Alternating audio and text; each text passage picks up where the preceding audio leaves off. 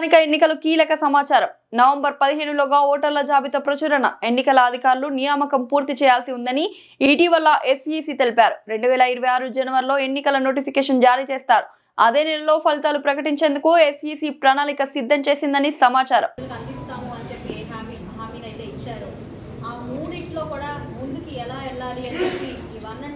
అనేక కార్యక్రమాలను చేపట్టడం జరిగింది. హెల్తీ స్టేట్గా మారడానికి ఏం చేయాలి, ఇది వెల్తీ స్టేట్గా మారడానికి ఏం చేయాలి, దాని నుంచి హ్యాపీ స్టేట్గా దీన్ని ఎలా రూపకల్పన చేయాలి, ఈ విధి విధానంతో ఏదైతే స్వర్ణాంధ్ర 2047 లక్ష్యంగా పెట్టుకొని ముందుకు వెళ్తున్నామో దాన్ని ఎలా సాధించుకోవాలి అని చెప్పి అహర్నిశలు శ్రమిస్తూ మరి ఒక రాష్ట్రం మామూలు స్థితిగా ఉన్నప్పుడు చేసే ప్రయత్నాలు, అదేవిధంగా పూర్తిగా సంక్షోభంలో ఉన్న రాష్ట్రం కోసం ముందుకు వెళ్ళే విధి విధానాల్లో చాలా తేడా ఉంటుంది. మరి మన రాష్ట్రం పూర్తిగా సంక్షోభమయం అయిపోయిన పరిస్థితుల్లో ఇలాంటి ఒక రాష్ట్రాన్ని ఒక డెవలప్మెంట్ అంటే అది కేవలం చంద్రబాబు నాయుడు గారు లాంటి కార్యదక్షత ఉన్న నాయకుడి వల్లనే సాధ్యం. అందులో భాగంగానే ఈరోజు వెల్తీ స్టేట్గా మన ఆంధ్ర రాష్ట్రాన్ని అవతరింపజేయడం కోసం వారు చేస్తున్న కృషి, వారికి చేయుతగా మన ఐటీ మినిస్టర్ అయిన లోకేష్ గారు చేస్తున్న కృషి అనిర్వచనీయం. దానికి మచ్చుకుగా మొన్న మనం 2 నెలల క్రితం చూసాము డేటా సెంటర్ని తీసుకురావడం. మరి ఈరోజు 2 రోజుల క్రితం మనం వైజాగ్లో సిఐఐ సమ్మిట్ ఎంఓయూలు అనేక సంస్థలతో దాదాపుగా 613 సంస్థలతో ఎంఓయూలు చేసుకొని 13 లక్షల పైగా లక్షల కోట్లకి పెట్టుబడులు తీసుకురావడం, మరి 16 లక్షల కోట్ల పెట్టుబడులు తీసుకురావడం, అందులో 13 లక్షల ఉద్యోగ కల్పనలు తీసుకురావడం అనేది నిజంగా సామాన్యమైన విషయం కాదు. ఏ రాష్ట్ర రాజకీయాల్లో కూడా ఇలాంటి పరిణామాలు చోటు చేసుకోవు.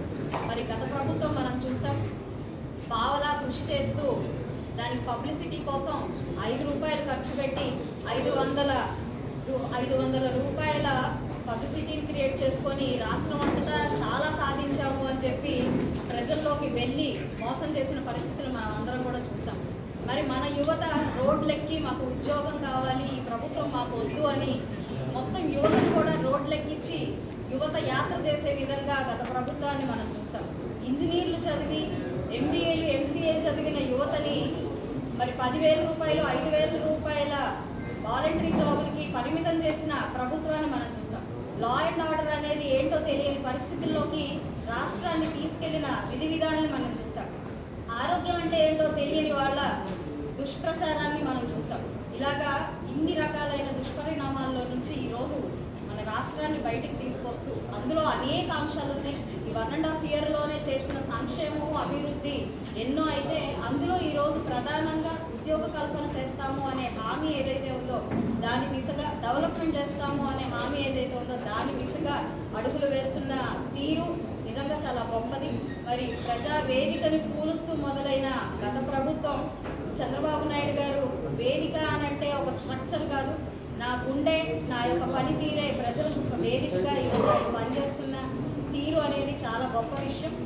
ఇంత ఉద్యోగ కల్పన చేస్తూ ప్రజలకు ఇచ్చిన హామీల్ని ముందుకు తీసుకెళ్తున్న నారా చంద్రబాబు నాయుడు గారికి, లోకేష్ గారికి కృతజ్ఞతలు. వారి యొక్క పరిపాలనలో మేము కూడా వారి అడుగుజాడల్ని నడుచుకుంటూ ఒక ఎమ్మెల్యేగా రాణించడం అనేది అదృష్టంగా కూడా నేను భావిస్తున్నాను. ఈ సందర్భంగా నమస్కారం. సిఐఐ సదస్సు విశాఖపట్నం ఆంధ్రప్రదేశ్లో నిర్వహించుకోవడం ఎంతో గర్వకారణం. ఎందుకంటే అభివృద్ధి చెందుతున్నటువంటి ఆంధ్రప్రదేశ్కు ఈ సిఐఐ సదస్సు పెట్టుబడులకు ఒక దిక్సూచిగా మేమందరం కూడా భావించవచ్చు. ముఖ్యంగా ఎందుకంటే కూటమి ప్రభుత్వం ఏర్పడినప్పటి నుండి ఈ రాష్ట్రంలో అనేక పెట్టుబడులను తీసుకొని రావడానికి, ప్రోత్సహించడానికి ఇక్కడ ఉన్నటువంటి నాయకత్వం, ముఖ్యంగా చంద్రబాబు నాయుడు గారు గతంలో మనందరికీ కూడా తెలుసు ఉమ్మడి రాష్ట్రంలో ఏ విధమైనటువంటి ఆలోచన విధానంతో ఆనాడు ఆంధ్రప్రదేశ్లో సైబరాబాద్ దగ్గర నుండి హైటెక్ సిటీ దగ్గర నుండి వేలాది కంపెనీలు, సాఫ్ట్వేర్ కంపెనీలు ఆంధ్రప్రదేశ్ వైపు చూసేటటువంటి విధంగా ఆనాడు తీసుకున్నటువంటి ఆలోచన విధానాన్ని తిరిగి 2014-19లో అదే ఒరవడితో అనేక సంస్థలను ఆంధ్ర రాష్ట్రం వైపు చూసేటటువంటి విధంగా చేసినటువంటి నాయకుడు చంద్రబాబు నాయుడు గారు.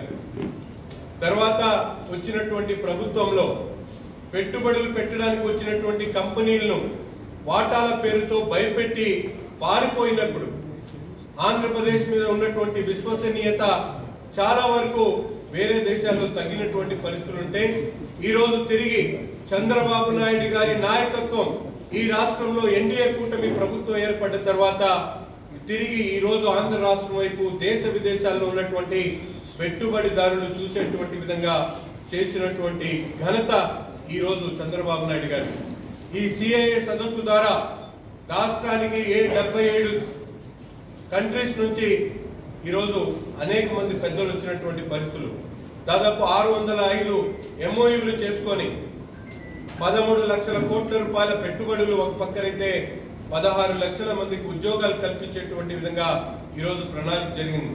ఇది కేవలం వ్యాపారానికి ప్రోత్సహించేటువంటి ఒక సదస్సుగా కాకుండా ఈరోజు అనేక అంశాల మీద గతంలో ఏ సిఐఏ సదస్సులో జరగనటువంటి విధంగా ఈరోజు వాతావరణ కాలుష్యం దగ్గర నుండి రాబోయేటువంటి తరాలు ఉద్యోగాల కల్పన దగ్గర నుండి ముఖ్యంగా గ్రీన్ ఎనర్జీ దగ్గర నుండి అలాగే అనేక ఇండస్ట్రీల మీద దృష్టి పెట్టి దాని మీద చర్చ జరిగినటువంటి పరిస్థితులు.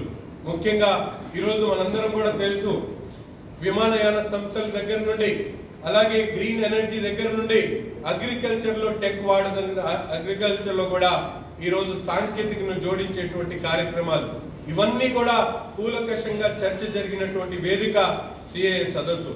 ఇది ఆషామాషిగా జరిగినటువంటి సదస్సు కాదు. వేలాది మంది ఈ రోజు రాష్ట్రంలో పెట్టుబడులు పెట్టడానికి వచ్చినటువంటి పరిస్థితులు ఒక పక్కనైతే దేశంలో ఉన్నటువంటి అనేక ఇబ్బందుల్ని అనేక రుగ్మతల్ని వ్యాపారాల కోసం కావాల్సినటువంటి వాతావరణాన్ని సృష్టించేటువంటి ఒక వేదికగా ఈ సిఐఏ సదస్సును భావించాల్సినటువంటి అవసరం ఉంది. ఒక పక్కన వికసిత్ భారత్ కి ఇది ఒక కిక్ స్టార్ట్ గా ఈ సిఐఏ సదస్సుని మేము భావించవచ్చు.